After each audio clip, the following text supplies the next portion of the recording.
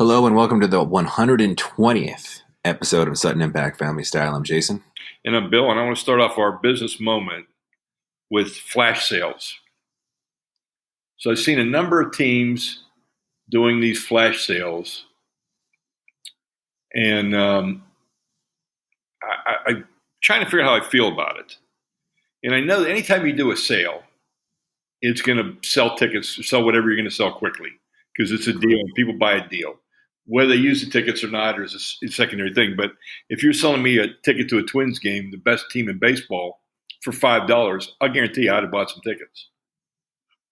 But when you do that, you're telling me that you've got a problem. And because you have a problem, you're willing to make me a ridiculous offer. Now, I know they're not great seats, but they're still $5. Yeah. And I mean, that's a pretty cheap price. But now you want to sell me something, let's say with the next month, you say, well, you went for $5 last month. How would you like to go this month? It's $19. Well, that's 3 times the face. I don't know if you're going to get me to spend $19. Now, there's different ways of doing it. This was just a deal. All right. This was just $5. The Tigers had their super summer sale and offered tickets to all June home games for as little as $9 a game for 72 hours. In other words, they had different price points and they were all on sale. Okay. So they've sold 20,000 of those tickets as of Sunday morning. So earlier this season, the Twins put together a similar sale. They sold $5 tickets for the team's remaining home games in May. All right, May in Minneapolis is a tough sell. Right. If you're going to sell me a $5 ticket to the Twins in May in Minneapolis, I probably don't have a problem with it. And the other thing is it's early enough in the season that if you go and have a good time, I might be able to hook you and get you to come back. It's true. So they sold 32,000 tickets at $5 a ticket. Now, I'm sure they were not great seats, but hopefully they gave you a way to upgrade. Now, last week, the Pirates, when they were in Cincinnati, had a promotion where they were going to give you $1 off your ticket, whatever ticket you wanted to buy, reserve seats or box seats or whatever, $1 off your ticket for every run the Pirates scored while they were in Cincinnati. So I think they scored 19 runs. Okay. So if it was a $32 ticket, you were going to get to buy a $32 ticket for $13. Now, I like that a lot more because it's still a sale, but I'm incentivizing you to do something that you wouldn't normally do. In other words, buy a higher price seat. And I think when I get you to buy that higher price seat, that's a good deal. That's a better deal for me. I get more yield on that. So instead of saying $5 seat, spend $13. I'm okay with that. Yeah. Then another promotion I've seen is, that the fees from Ticketmaster can be pretty high when you're buying a ticket. Yes. So I've also seen where they have a weekend where they pick a series and say, okay, for this week, we'll pick up all the costs associated with the tickets. So you're just buying the ticket but not paying a surcharge. And I like that too. But I probably like the Pirate thing better because that was for a specific series. That was for the series that starts tonight. I'm sorry, the series starts tonight with the Braves in the next series. So it was an infinite time. It wasn't a whole month. And it was tied into the Pirate performance. So you watched the games.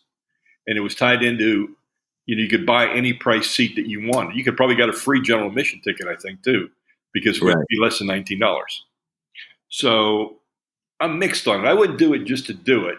But I would look at those May games and those April games in Major League Baseball or the September games when you're not going to be able to sell them. And then it's just like distressed inventory. It's like Carnival Cruise Lines calling up and saying, okay, this Friday, if you can go, you can buy a cruise to the Bahamas for $299. They're just trying to fill up the boat and cover some of their costs. And I'm okay with that. It gets people to behave in the way they might normally behave. So I don't know. That's what I would do. You would probably buy this, right? I would. I was thinking like my most recent experience with flash sales is PlayStation, which probably once every 2 months they have a PlayStation sale, like PlayStation flash sale for a weekend or 2 days, whatever it is. Okay. And they put all these typically older games, like, games that are if you were going to buy the game when it first came out, you're not going to buy it. You already bought it. and the prices are so low that I bought games, and I feel stupid about this saying this in public too, but I bought games that I still haven't played. I don't know if I'll ever play, but it was such a good deal. I just bought the ticket, and I could see that with this, where it's like, I'm in Detroit. Let's say I live in Detroit, and I'm like, oh, well, I'm going to buy tickets for 2 Sundays from now to go see a game in the afternoon. It'll be great, but I may not. I mean, if I paid $9, I might not. If something else came up, I may skip it. But the other thing I was thinking is, the other thing these flash sales do is they raise my expectation of how much I should be paying for a game. Okay. So, where in the past, a game is $60, you pay $60, but now I see that the game that was $60 9 months ago is now on sale for $20. Wow. And again, video games, they depreciate a little faster than some other things. Maybe it got mediocre reviews, whatever. But now I only want to pay $20. Yeah. It can and where now all of a sudden it's June and you want me to pay full price for a ticket. And I'm like, well, I want to pay $5. Yeah. Like I do want to go see a game, but I'm going to wait for another flash sale. Like I see it all the time on like I said, it's video games for me. I know it's for clothes for women. I mean, not women, everybody, but other things. But you get these expectations of like, oh, well, that's now the bar. I don't want to pay above that bar. Yep. And you're going to have another flash sale at some point, and I'll wait till then. I'm not going to pay full price when I know, because in your mind, you're like, well, now I feel like I'm overpaying, even though you're not. No, even though you're not. But you think because there's been a sale and there'll be another sale. Right. That it's not life and death to you. You've got a lot of other things to do. This would be nice if it worked out for you, but you're not going to go out of your way. And like you said, what I like about the Pirates one is it's like you get the amount of runs we score in Cincinnati. It happened to be 19. It could have been 6. Yeah. But it didn't feel as like, all our tickets are cheap. Whatever. And the fact that maybe you went and you said, wow, I really like sitting here. This is a great seat. I think I'd like to come again. And you do. Hopefully. That's how all this works. Hopefully. Yeah. Maybe you do, maybe you don't. Yeah. And hopefully this allows families to go. I mean, I guess that would be best case scenario. You get a bunch of families that go and you get some kids that fall in love with baseball somehow. So sure. I mean, you could have got those general admission tickets for, a couple dollars or something, and take your whole family, and it's a good experience for them and you have a good time. I mean, it's a good thing to do. I like that the Pirates was more, it seemed more spontaneous, more of an opportunity than a sale. Right. So that's how I read that. I like that one too. Let's talk NBA. Let's talk NBA. 1-1 series finale or the finals. And I really find myself rooting for Goliath. And we're assuming the broken up Golden State Warriors are the Goliath, correct? Yes. Yes. The team that could be winning 4 out of 5. I just think they've been injured. Everybody's shooting for them. I like the gunslinger. I like the gunslinger thing. I like the next man up thing. I like the fact that these guys that haven't played significant roles are playing significant roles and performing. Without a doubt. And I like the fact that Boogie Cousins came in last night and ends up playing a lot. And, he looked like he was totally drained at the end. But he made a huge difference in the game. He did. And that's why you got him to throw in this wild card, And they brought in Andrew Bogut off the bench, and he played well.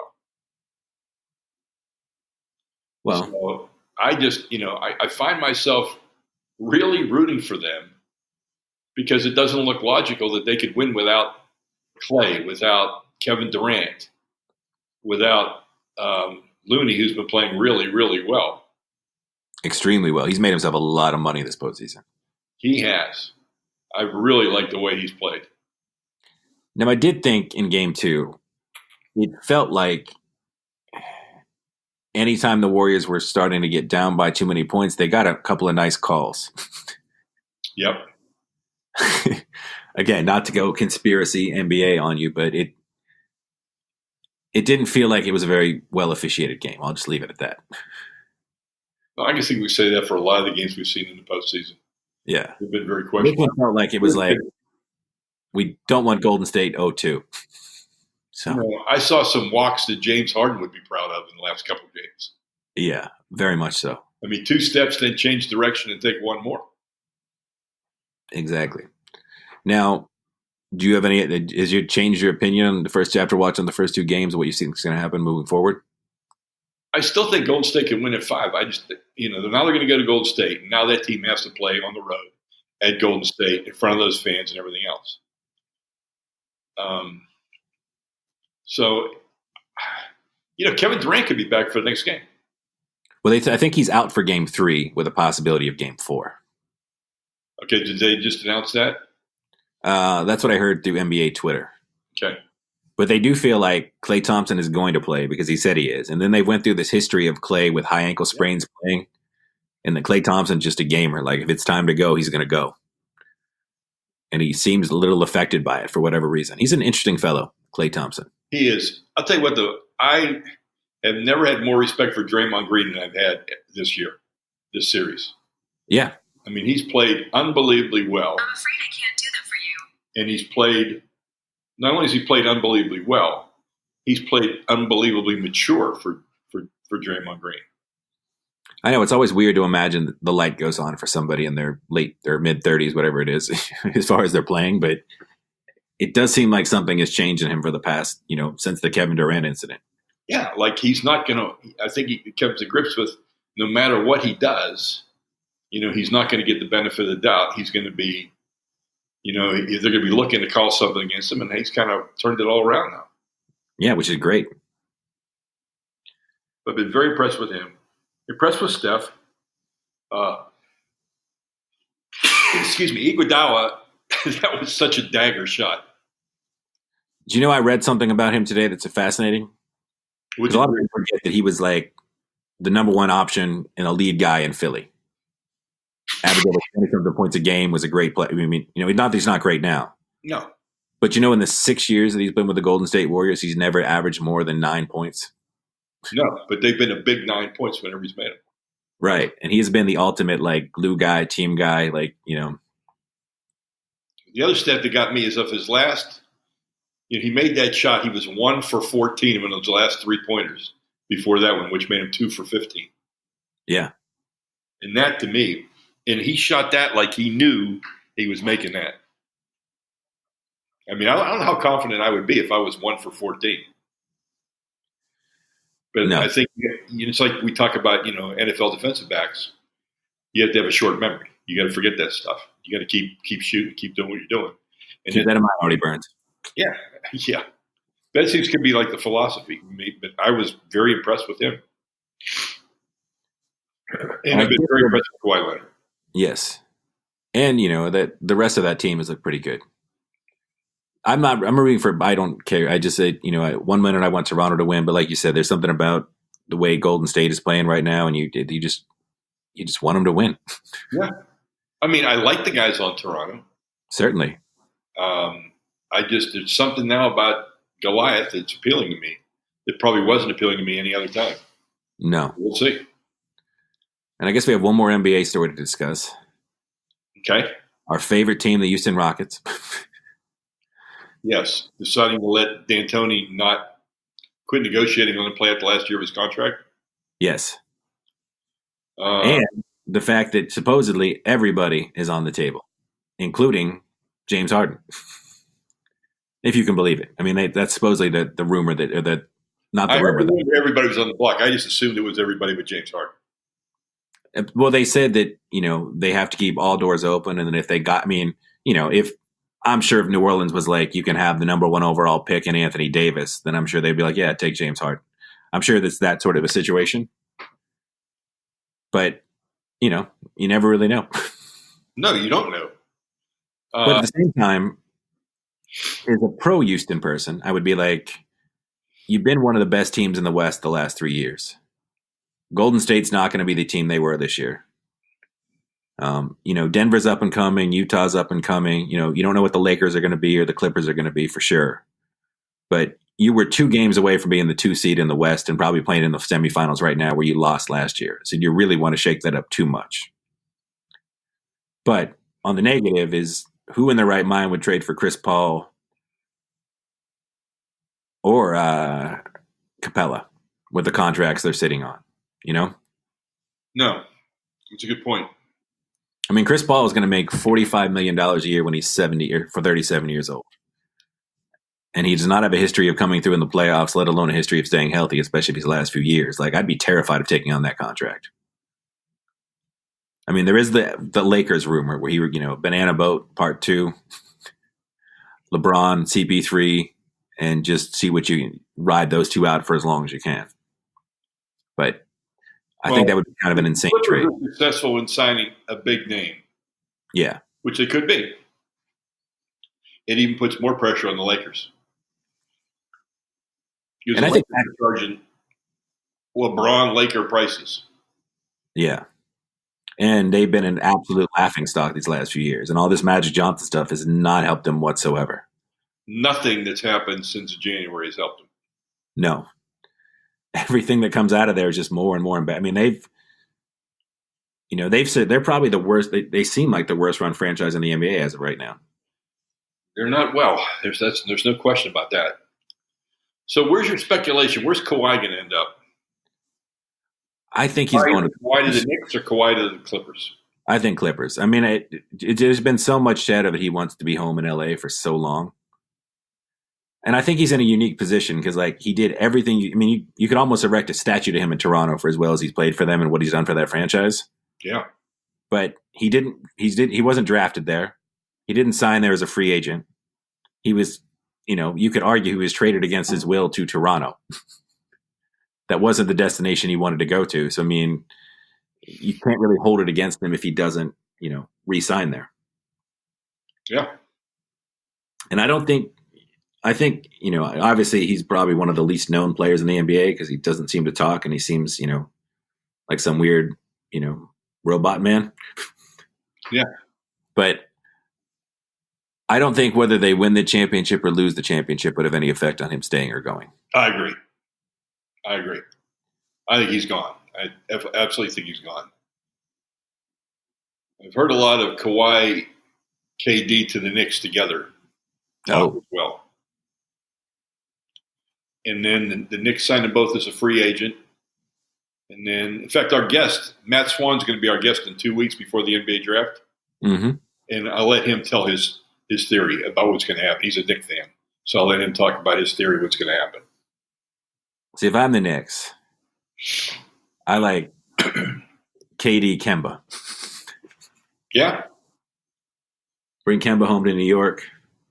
Let him play alongside KD and all the rest of the guys. I like that pairing. Yeah. Really, as long as the Knicks are as long as they're competitive again, that would be all I really want. Well, and KD's in kind of a unique position right now too. Going to be very, very interesting. Yeah. But this finals has sort of played out well for KD because it was the Warriors don't need KD. Then they lose game 1. They skate by in game 2. Now it looks like they could really use KD. Yeah. But not that his value had gone down anyhow. No, but I mean, for a guy that, argues with like high school kids with 120 followers on Twitter, he seems the kind of guy that'd be very, he was sensitive to all the stupid chatter that was happening. By the talk. Sensitive. Yeah. Yeah, let's see how it goes. Indeed. Let's see what else I want to talk about NBA-wise.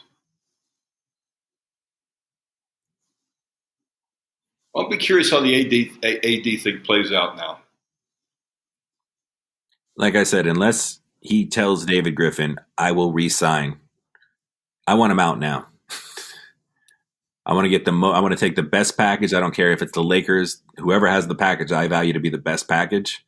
I want to take it and build around Zion and all these young guys and just roll with it.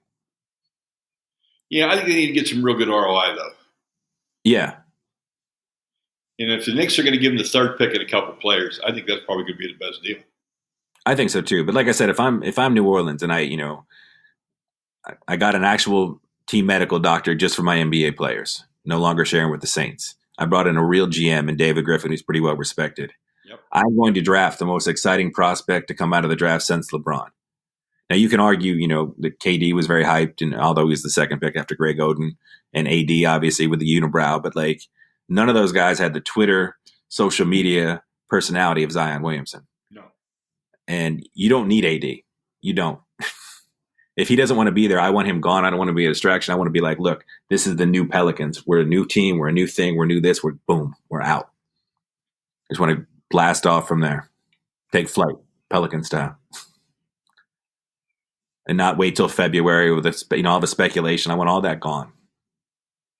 Yep. Well, let me switch to Women's College World Series. All righty.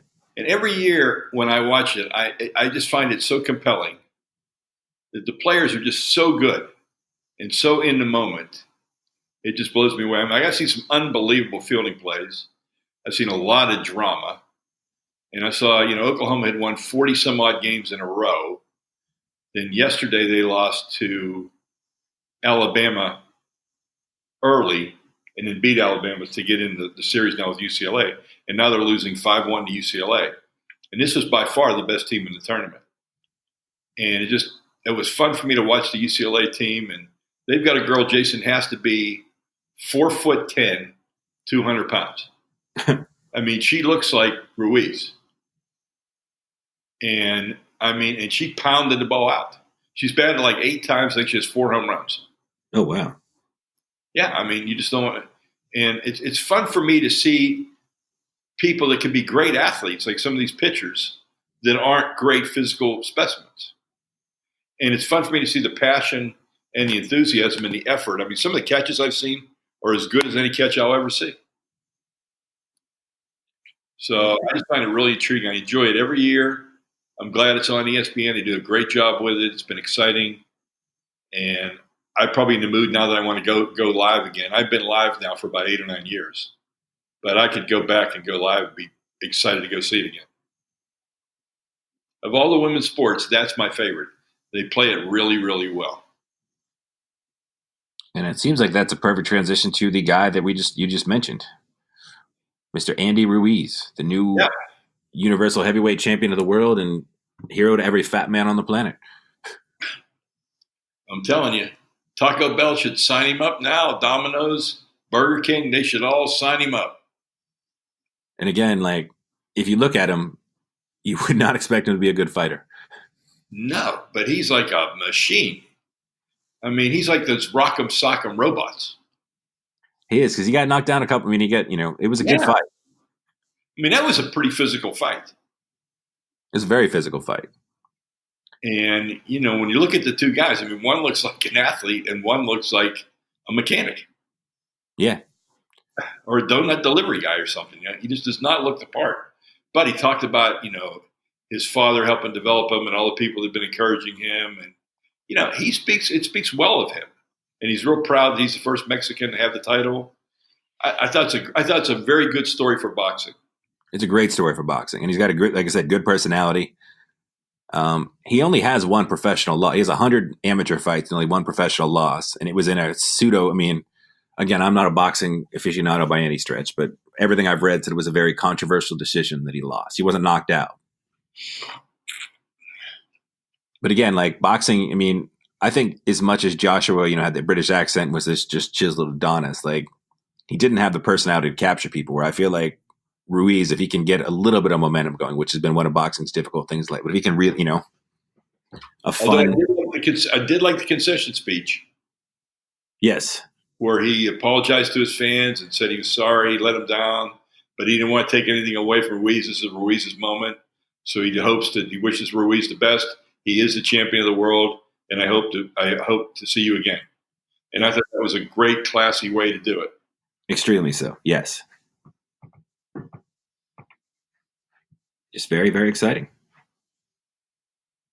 And again, it would be fun if boxing, at least, I know it's probably never going to be back to, going Muhammad Ali all the way through Tyson. We're never going to get back to that point. But it'd be nice if it was, at least if you asked, the average sports fan, they would tell you they would know who the heavyweight champion of the world is, I guess. Yeah. And I think Ruiz is the kind of guy that if he could somehow, have 3 or 4 successful fights after this and they get him enough promo, he could be that guy. He really could. And and you got a whole ethnic group that loves boxing. Yes. And now they have their own champion. and the heavyweight champion, not the flyweight champion, not the lightweight champion, the heavyweight champion. I think that's impressive. Yeah, because as much as the heavyweight, as much as people love Money Mayweather and McGregor and all these, I mean, I know McGregor's not a different sport, but like, it's always the heavyweights that get people going. Absolutely. It's the big knockout power guys that are be the ones, they don't want to see the little flyweights. They just, But this was somebody, I mean, he got a lot of coverage, a lot more coverage than boxing's had for quite a while. Mm-hmm. And he's a great storyline. And I think that he will, he'll embrace it. Yeah, and like I said, now all he has to do is at least hold on to hold on to the belt for 3 or 4 more fights to give him some time to really, sink into the the monoculture a little bit more. Yeah.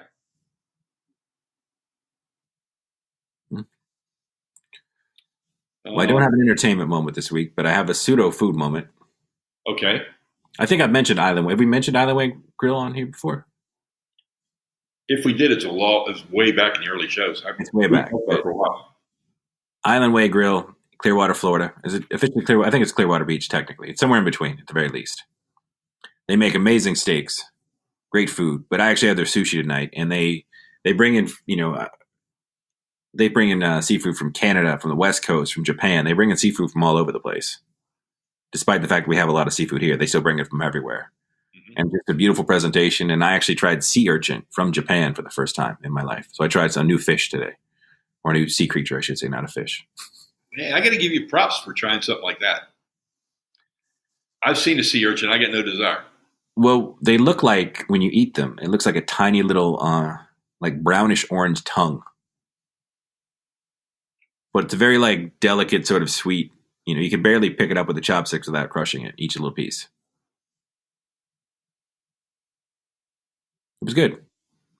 Again, I don't know. I wouldn't be like, I wouldn't be raving on the streets. Like, if you're there, you have to try the sea urchin or get it every time I go out. But it was interesting, I had a food moment this morning. I had breakfast at the OB House in Fort Lauderdale. And you know what? One of the best things on the menu is? Toast. Just toast. Toast. The toast that comes with your omelet is phenomenal. I assume they make their own bread in-house or something? They make their bread in-house. Okay. And the slice is about, I'd say, 1.5 inches thick. Okay. Multi-grain with fresh butter and fresh preserves. It is amazing. So for those of you who follow me on Twitter, I posted a picture of my breakfast this morning. It is off the chain. Every time I hear stories like that about, people that just do that step above, like, I'm sure they could get away with just serving like a nice piece of bread. But it always, that every restaurant isn't trying to do that on themselves, No, this is what I would call a premium breakfast. Every breakfast entree is like $20. Oh, okay. Okay. Right. I had an omelet with Yukon Gold home fries. Okay. And 1 piece of toast. Huh. But it was the fluffiest omelet. The asparagus was fresh. The ham and cheddar were amazing. It's just a great omelet. They have a baked corn pancake. It's also to die for. They've got all kinds of stuff. It's really good. Okay. But it's a premium breakfast. It does. I mean, yeah, when you said 20, I was like, oh, $20. Wow, yeah, you're not going to, I mean, almost every entree is $20. Okay. It was like $20, 19, 21, 20. Yeah. Okay. But it was good. I mean, it was really good. It was really enjoyable. That's awesome. And then today I took a flyer on a place called Franco and Vinny's Pizza Shack. Okay.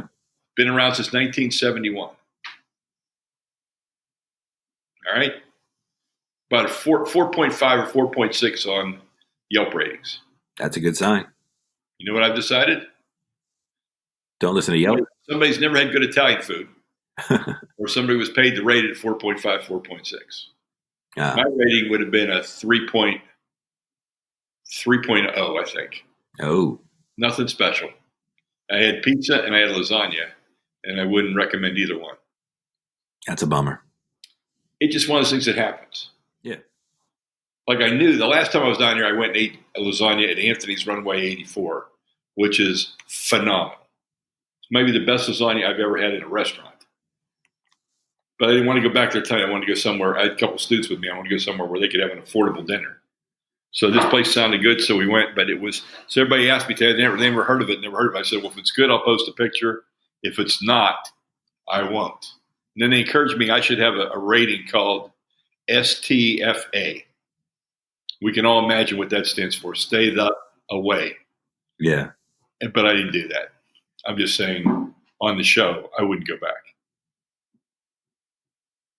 No, that's good. Yeah. Have you seen Pure?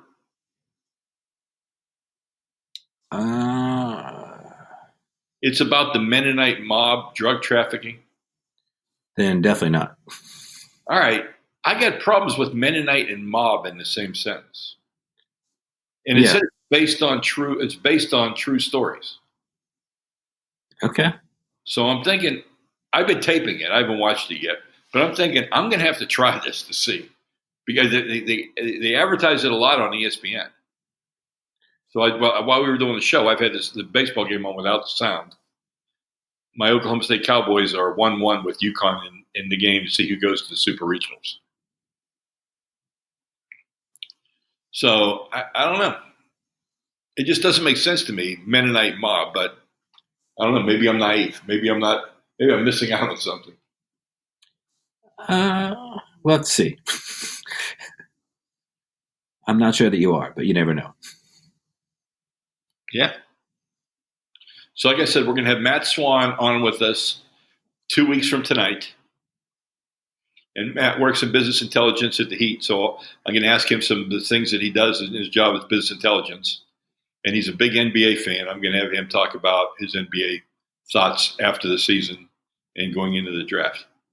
Sounds great. Yeah. And I think that just about does it for tonight. So please rate us on iTunes and rate us on anywhere you can find to rate us, but definitely on iTunes. It would help us out a ton. And if you want to become a family member, hit us up on Patreon. We always use more support. Absolutely. We love doing this, but we'd like to have some more listeners and more viewers and help us even make the show even better. Oh, and I say this probably not near. I should start saying this at the beginning in case people have tuned out by this point. If you have questions that you'd like to hear us discuss on air, or you have food, whatever you have, like hit Dad up on Twitter, and we'll talk about it on the show. We love to hear from people. So we do, and I'm excited to have Matt on because Matt's been a faithful listener of the show, and he has a lot of opinions and a lot of thoughts, and he went to school at Pitt, but he's an Eagles fan. Oh, all right. He grew up near Philly, but he went to school at Pitt. Okay, well, we'll forgive him for that. Absolutely. All right, buddy. Have a good week.